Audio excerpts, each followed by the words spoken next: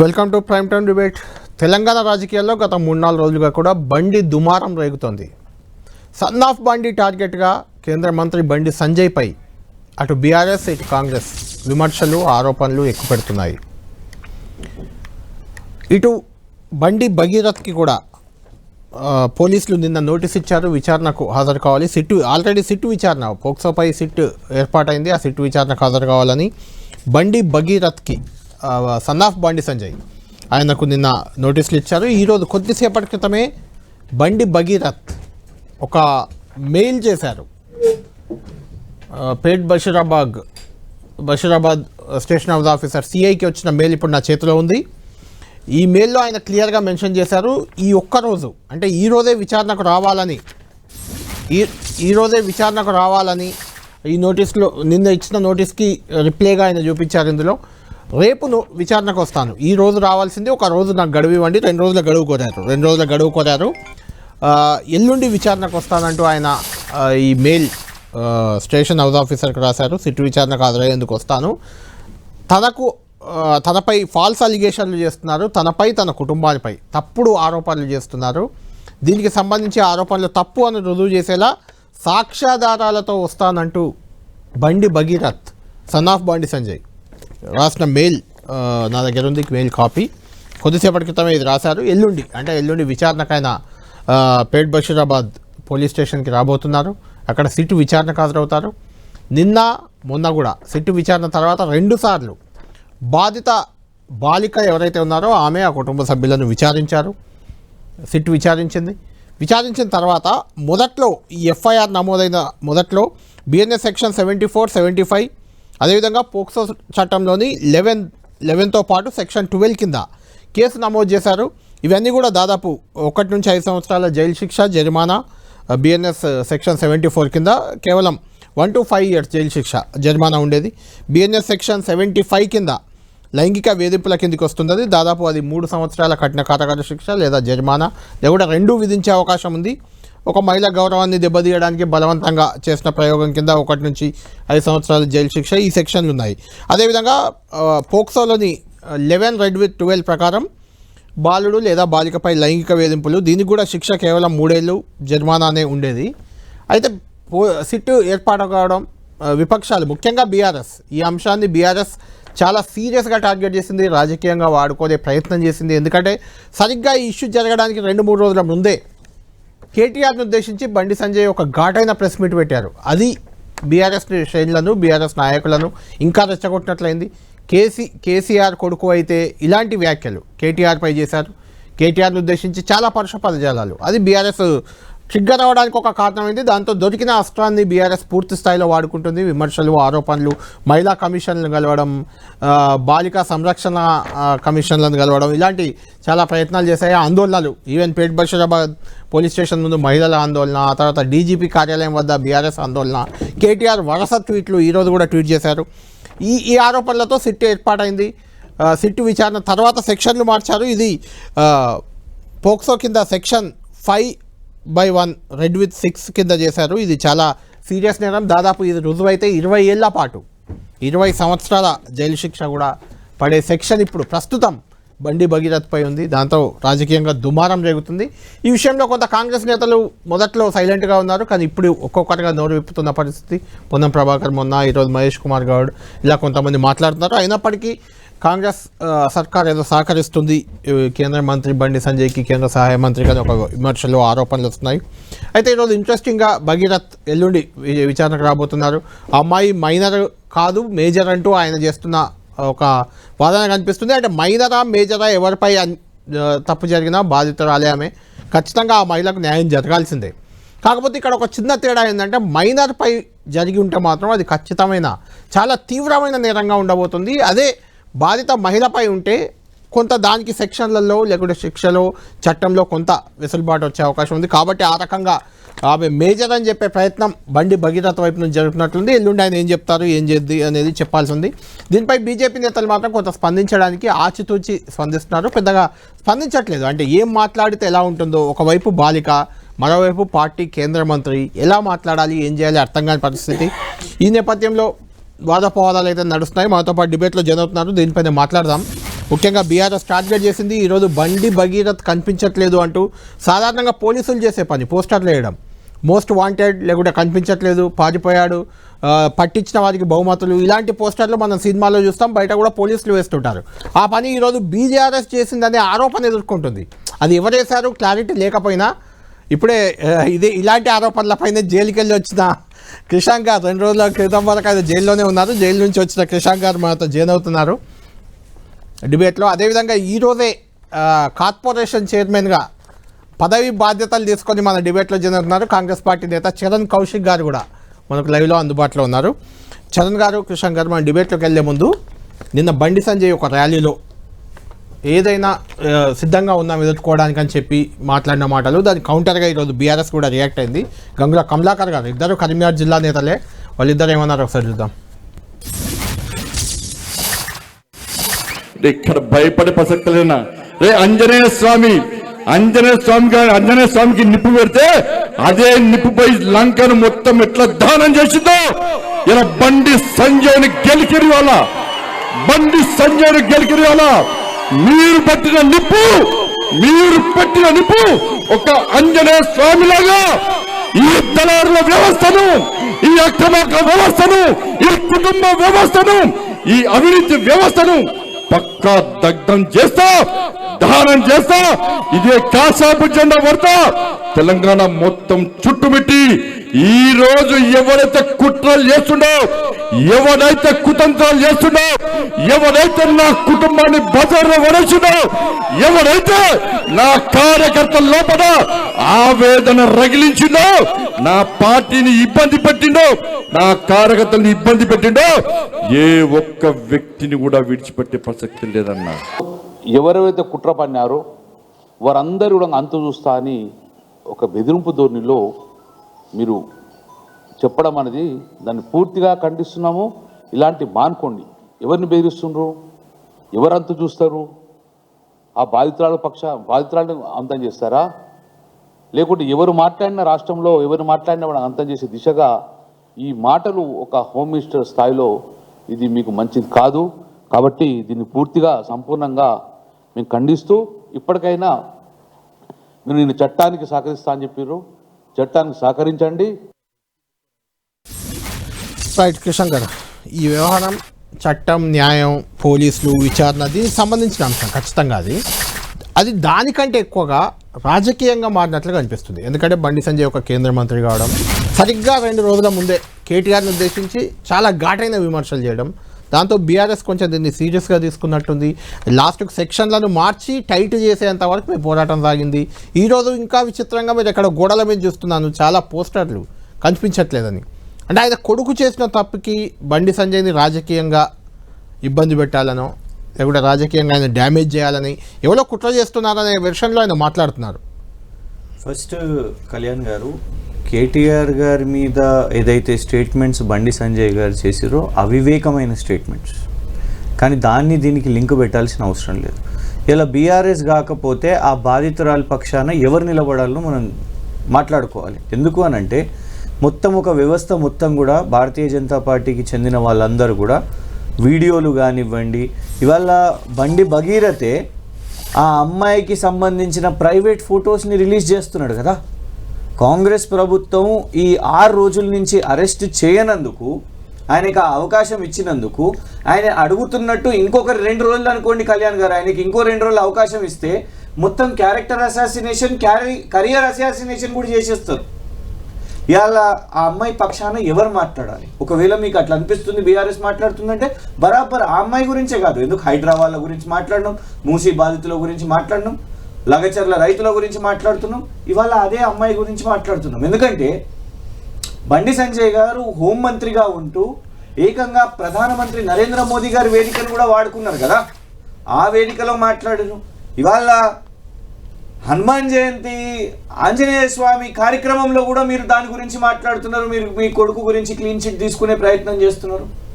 ఒక హోంమంత్రిగా మీరు నేను దహనం చేస్తా, దగ్ధం చేస్తా, వాళ్ళు అంతు చూస్తానంటే ఇవాళ మేము ఒకటే అడుగుతున్నాం. నేను ఫస్ట్ మీకు కృతజ్ఞతలు, థ్యాంక్ యూ చెప్పాలి మేము. ఎందుకంటే రేపు బెయిల్ చర్చ ఉన్నది.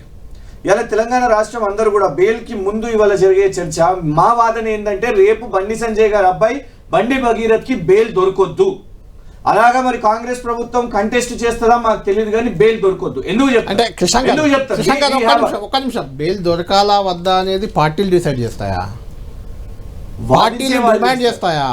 పార్టీలు డిమాండ్ చేసిన పని లేదు. నేను అనేది ఏంటంటే మేము సిటిజన్స్ ఆయన శిక్షించాలని మీరు అనొచ్చు కానీ బెయిల్ దొరకవచ్చు అని ఎందుకు చెప్తారు? దానికి కారణం ఉంది. నేను ఒక లీగల్ గ్రాడ్యుయేట్ గా చెప్తున్నాను, ఒక వకీల్ గా చెప్తున్నాను. బెయిల్ విషయంలో మీరు నిష్ఠాతులు లేదు. ఎందుకు చెప్తారు? బెయిల్ మీదనే ఉన్నారు. బెయిల్ మీదనే ఉన్నారు. అదే కళ్యాణ్ గారు నేను ఎందుకు అంటున్నాను అంటే ఇవాళ వాళ్ళ ఫాదర్ ఇన్ఫ్లుయెన్స్ చేస్తున్నాడు అని స్పష్టంగా కనబడుతున్నది. ఈ 6 రోజులు మీరు ఇప్పటి వరకు కూడా మీరు ఒకటేంటంటే విచిత్రం ఇందులో ఏంటంటే రాష్ట్ర ప్రభుత్వం నోటీస్ ఇస్తుంది. ఇదేమి 35(1) BNS ఇవ్వాల్సిన కేసులు కావు ఇవి. పాక్సో అన్న సెక్షన్స్ ఉన్నాయి. మేము అడిగిన తర్వాత, మేము డిమాండ్ చేసిన తర్వాత, ధర్నాలు చేసిన తర్వాత ఇలా రాష్ట్ర ప్రభుత్వం మీరు వాటి సెక్షన్స్ ని మార్చారు. నంబర్ 1. నంబర్ 2, గౌరవ డీజీపీ సివి ఆనంద్ గారు ఏమంటారంటే రాష్ట్రంలో ఉన్న మొత్తం పోలీస్, తెలంగాణ పోలీస్ మొత్తం పరేడ్ గ్రౌండ్ దగ్గరనే ఉండే, మిగతా ఎక్కడ మా దగ్గర పోలీస్ లేకుండా అందుకే మేము ఆయనను అరెస్ట్ చేయలేదు. సార్ ఇవాళకి ఈ సాయంత్రానికి 3 రోజులు అయింది నరేంద్ర మోదీ గారు ఢిల్లీకి వెళ్ళిపోయి, కానీ అయినా కూడా మీరు ఆయనను అరెస్ట్ చేయలేకుండా వెయిట్ చేస్తున్నారు. ఇవాళ మొత్తం కూడా క్యారెక్టర్ అసాసినేషన్. ఆ అబ్బాయి ఏం చేస్తున్నాడు? మొత్తం కూడా క్యారెక్టర్ అసాసినేషన్ చేసుకుంటూ ఆ అమ్మాయి మైనర్ కాదు అని ఒక చర్చ, ఆ అమ్మాయి సిగరెట్ అంటారు, ఆ అమ్మాయి రేషన్ కార్డ్ అంటారు, ఆ అమ్మాయి బర్త్ సర్టిఫికేట్ అంటారు. అసలు ఇది ఏం చర్చ? ఇది ఈ ట్రయల్ ఏంటిది? బండి సంజయ్ గారు ఏకంగా కూడా ఇవాళ వారి హోంమంత్రి హోదాను ఉపయోగించుకుంటున్నారు అని కనబడుతున్నది కదా. సో ఇవాళ మేము ఒకటే అంటున్నాము, ఈ అబ్బాయికి ఇలాగే బెయిల్ వస్తే ఇక ఏం చేస్తారు? బెదిలేసి అంతు చూసి దహనం చేసి ఈ మొత్తం కేసును కూడా నీరుగార్చే విధంగా చేస్తారు బండి సంజయ్ గారు స్పష్టంగా కనబడుతుంది. చరణ్ కౌశిక్ గారు, ఇక్కడ కాంగ్రెస్ ప్రభుత్వంపై సూటిగా 3 ప్రశ్నలు విపక్షాల నుంచి వస్తున్నాయి, మహిళా సంఘాలు కానీ వాటెవర్ అడుగుతున్నాయి.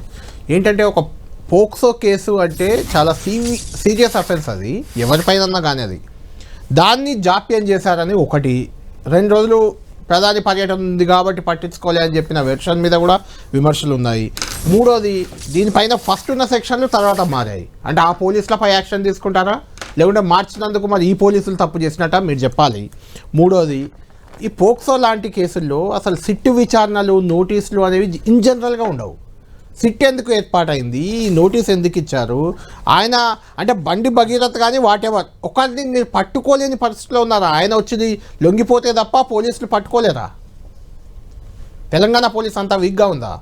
సార్ ఇక్కడ చాలా స్పష్టంగా వచ్చినటువంటి ఆరోపణలు 3, ఆ మహిళకు సంబంధించినటువంటి ఏదైతే మైనర్ బాలిక ఉందో వాళ్ళ తల్లి 3 ఆరోపణలు చేశారు. నమ్మించి మోసం చేశారని ఒకటి, మత్తు మందు కలిపి ఇచ్చిరని ఒకటి, పదే లైంగిక ఆరోపణలు చేసిరని ఒకటి. ఈ 3 ఆరోపణలు ఇక్కడ చాలా స్పష్టంగా ముఖ్యమంత్రి గారు కూడా స్పందించారు. చట్టం ముందు అందరూ సమానమే, చట్టం ఎవరికి చుట్టం కాదు, వారు కేంద్ర సహాయ మంత్రి అయినంత మాత్రాన కాంగ్రెస్ ప్రభుత్వం కావచ్చు, పోలీసు వాళ్ళు ఎవరు కూడా నిర్మాణం చేసే ప్రయత్నం ఉండదని చెప్పి చాలా స్పష్టంగా ప్రకటించారు. దాని తర్వాత ప్రభుత్వం సిట్ ఏర్పాటు చేశారు. సిట్ అసలు పోక్సోలో సిట్ ఏంటి? దానికి బయట సిట్టు పోక్సోలో సిట్ ఉండదని మనం అనుకుంటే ఎట్లా రేపు పోటు ఉండదు. అంటే అది జాప్యం చేయడానికి ఇప్పుడు ఇక్కడ డ్రగ్స్ వచ్చింది, డ్రగ్స్ విషయంలో మన సిట్లు చాలా ఇష్టం గుర్తుంది. ఇక బీఆర్ఎస్ పార్టీలు పెద్ద వాళ్ళకి సంబంధించి తాడికొండ రాజకీయం పడితే దుర్గం చెన్నై వరకు ఎన్ని ఆరోపణలు వచ్చినా అందరూ చూసారు. ఎమ్మెల్యేలు వాళ్ళు ఇక భారతీయ మన రాకేష్ రెడ్డి అసెంబ్లీలో మాట్లాడి కదా బీఆర్ఎస్ పార్టీ బీజేపీ పొత్తు కావాలని, దాన్ని మైమర్పించడం కోసం బీఆర్ఎస్ పార్టీ రోడ్ల మీదకి వచ్చి మేము ధర్నాలు చేస్తాం, బండి సంజయ్ కాంగ్రెస్ పార్టీ ఒకటి ఆపాదించే ప్రయత్నం మనం చూసినాం. మన కౌశిక్ రెడ్డి గారిది, బండి సంజయ్ గారిది మొన్న మున్సిపల్ ఎలక్షన్ ఇద్దరు సహకరించుకున్నారు.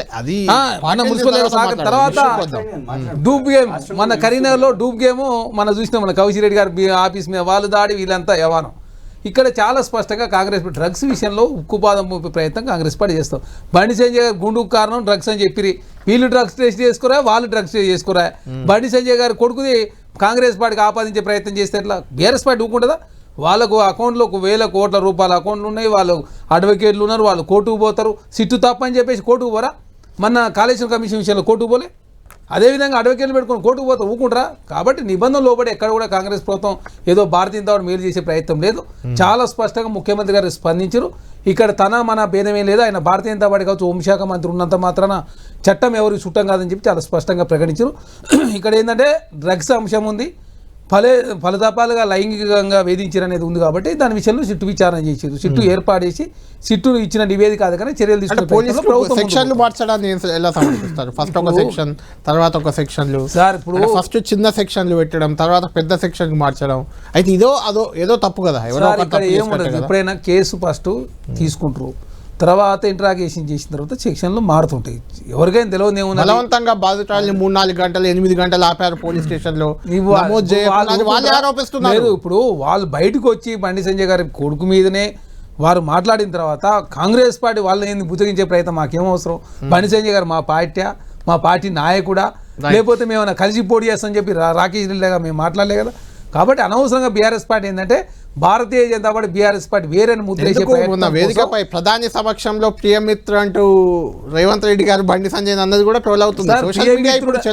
కాదండి, ప్రియమిత్రుడు ఆగట్లేదు. ప్రియమిత్రుడు అంటే తప్పేంది నాకు అర్థం. ప్రియమిత్రుడిని కాపాడుకుంటారేమో అని అనుమానం. అరే గట్లెట్ ఉంటుంది. ప్రియమిత్రుడు అంటే ఏమన్నా నిషేధించబోవాడు ఏమన్నా? కాబట్టి చట్టం కాంగ్రెస్ పార్టీ చట్టం ముందు అందరూ సమానమే.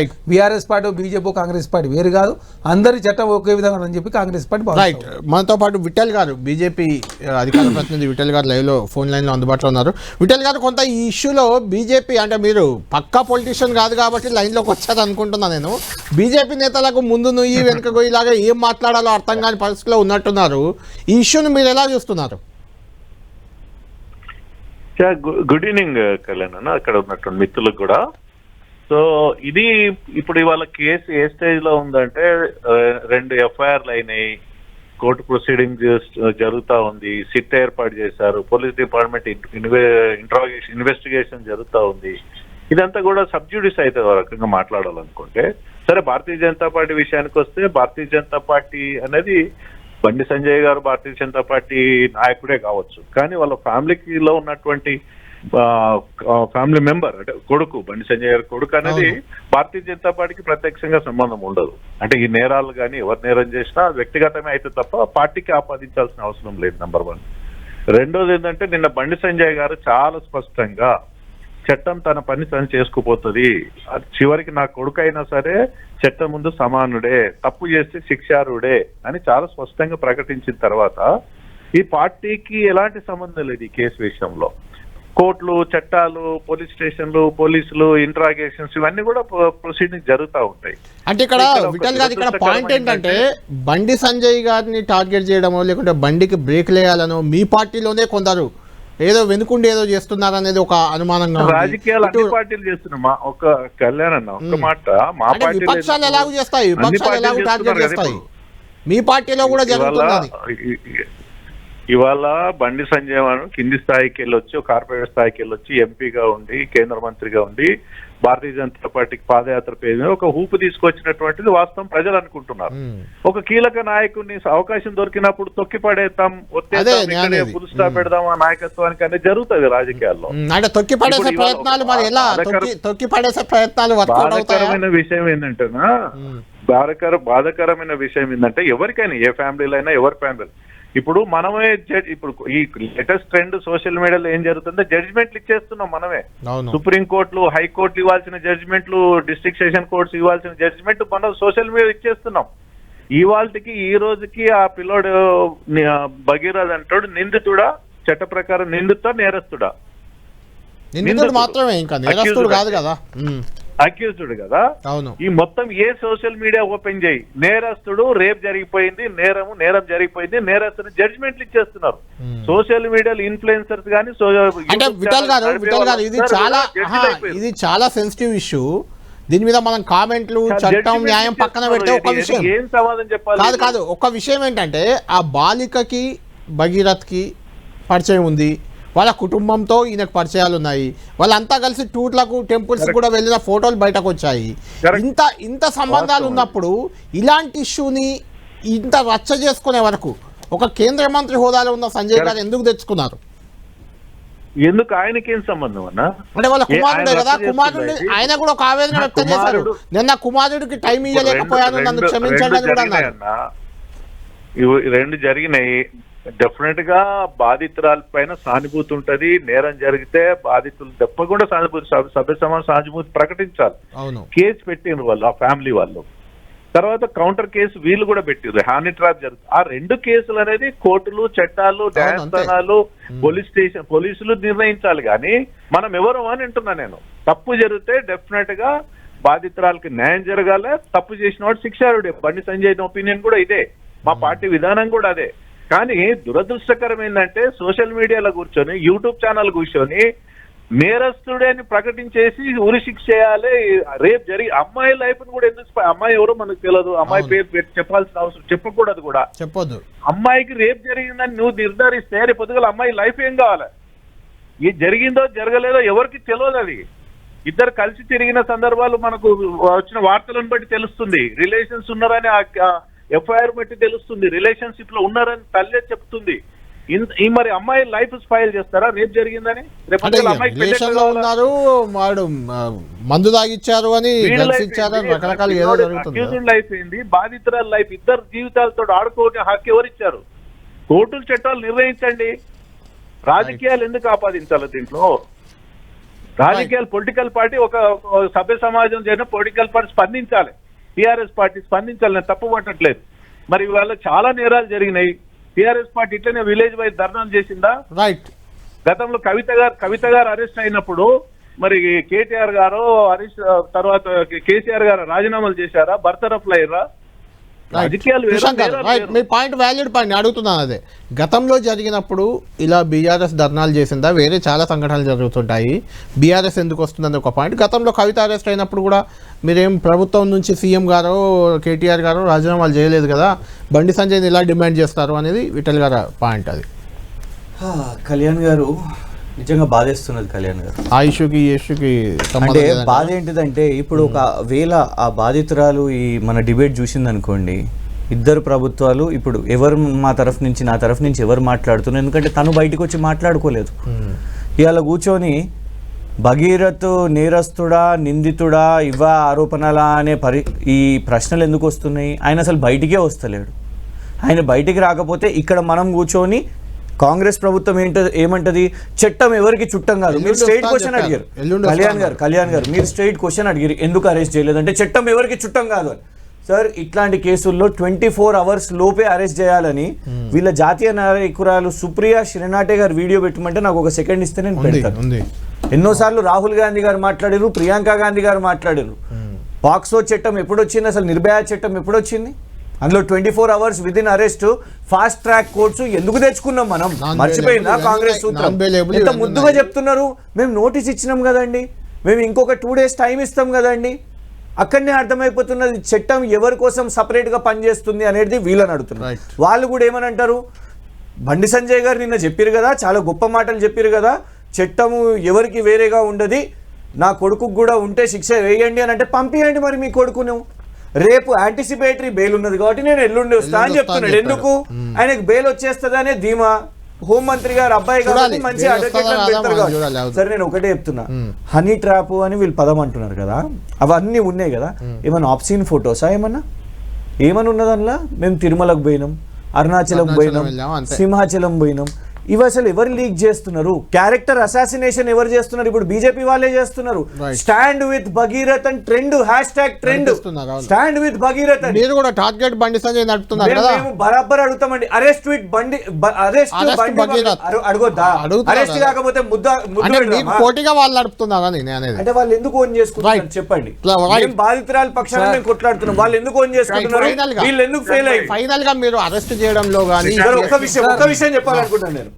మహేంద్ర యూనివర్సిటీలో కొట్లాట చేసి ఆ యూనివర్సిటీని రస్టికేట్ చేస్తే హైకోర్టుకు పోయి ఆర్డర్ తెచ్చుకున్న తర్వాత పరీక్ష రాసిన వ్యక్తి ఫర్ ర్యాగింగ్ బాధాకరం.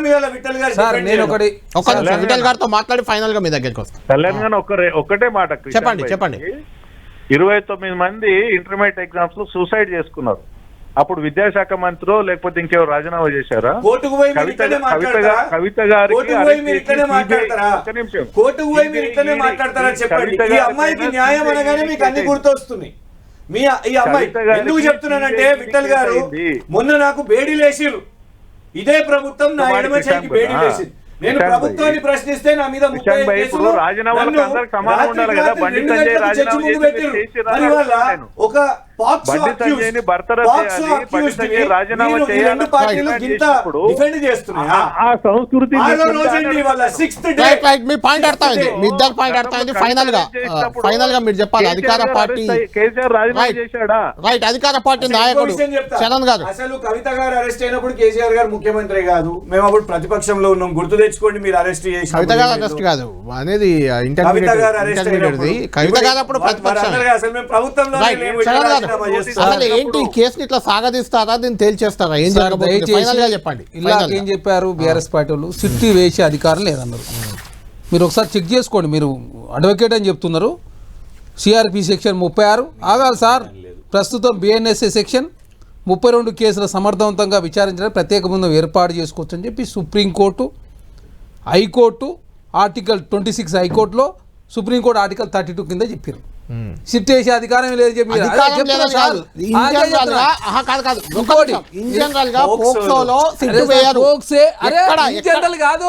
నేను చట్టం చట్టంలో ముందు మీరు చెప్పు, నేను చెప్పు, కుదరదు. చట్టంలో వేయచ్చు అని పోక్సోలో ఫస్ట్ 24 గంటలు అరెస్ట్ చేయాలని దయచేసి మీరు ఒట్టి బీఆర్ఎస్ పార్టీలు ఊకునే వాళ్ళ మీరు ఒకసారి చెక్ చేసుకుని మీరు అడ్వకేట్ అని చెప్తున్నారు కానీ నేను చెప్పింది ఇదే ఒకటే.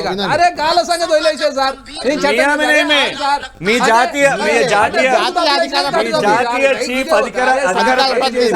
జాతీయ చెప్తున్నా. మీరు గిదే బండి సంజయ్ కొడుకు తప్పు చేస్తే బండి సంజయ్ అరెస్ట్ చేయాలన్నట్టు మీరు ఎవరంతా ఆమె చెప్పింది చట్టము. నేను హైకోర్టు పరిస్థితి పట్టింది, దుస్థితి పట్టింది దేశంలో కాదండి. 7 రోజుల నుంచి మీరు అరెస్ట్ చేయకుండా మీరు ఉంచుతారా? నిర్భయ చట్టం తెచ్చిన కాంగ్రెస్ పార్టీ వల్ల 6వ రోజు నిర్భయ చట్టం తెచ్చి అస్సాంలో కాంగ్రెస్ అరే తెలంగాణ గురించి మాట్లాడదాం. అస్సాంలో కాంగ్రెస్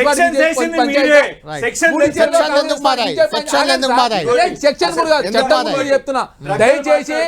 అరే మీరు ఆగాలి. అరే నీకేమని కాదు, నేను చెప్పింది తెలంగాణకు రాను. ఇదిగోండి ఇందేమనుంది తెలుసా? ఫోర్స్ఫుల్లీ ఎవరితో అంటే లిటరలీ రేప్ చేసి షీ కుడ్ నాట్ రెసిస్ట్ అని పెట్టింది. ఆ తర్వాతనే మీరు సెక్షన్స్ మార్చారు. ఆ తర్వాతనే మీరు ఏమన్నారు? సిట్ వేసే అధికారమే లేదు. మీరు బండి సంజయ్ గారు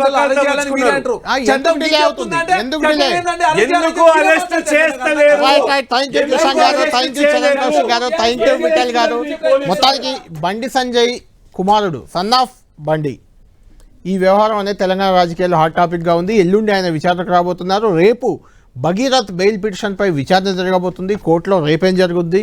ఎల్లుండి సిట్టు ముందు భగీరథ్ వచ్చి ఏం చెప్తారు? ఆయన ఏదో సాక్ష్యాలు తెస్తా అని చెప్తున్నారు మెయిల్లో. ఏం సాక్ష్యాలు తేబోతున్నారు? ప్రధానంగా అమ్మాయి మైనరా మేజరా అనే ఒక చర్చని బండి భగీరథ్ తీసుకొస్తున్నారు. ఇది కూడా చాలా ఇంట్రెస్టింగ్ ఫ్యాక్టర్. అంటే మేజర్ అయినా మైనర్ అయినా ఆమెపై తప్పు జరిగితే తప్పే అది, కానీ మైనర్పై జరగడం మాత్రం క్షమార్హం లేదు, చాలా కఠినమైన శిక్షలు ఉంటాయి. కాబట్టి అది ఏం జరగబోతుంది అనేది మనం 2 రోజుల్లో తేలబోతుంది. రాజకీయం మాత్రం ఖచ్చితంగా బండి సంజయ్కి ఇది కొంత బ్రేక్గానే మనం చూడాలి. ఆయన దీని నుంచి ఎలా బయటపడతారు, ఏ రకంగా బయటకు వచ్చి రాజకీయం చేయగలుగుతారు ముందు అనేది వేచి చూడాలి. ఇది ప్రైమ్ టైమ్ డిబేట్.